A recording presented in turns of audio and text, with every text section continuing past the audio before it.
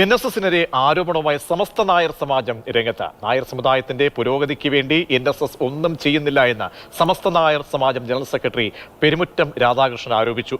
സമദൂരം പറഞ്ഞ് നായർ സമുദായത്തെ NSS നേതൃത്വം വഞ്ചിക്കുന്നുവെന്നും സമസ്ത നായർ സമാജം ആരോപിക്കുന്നു. വന്നം ജയന്തി ആഘോഷങ്ങളുടെ ഉദ്ഘാടകനായി രമേശ് ചെന്നിത്തലയെ ക്ഷണിച്ചത് നായർ സമുദായത്തിനുള്ള അനാദരവെന്നും പെരുമുറ്റം രാധാകൃഷ്ണൻ ആരോപിച്ചു.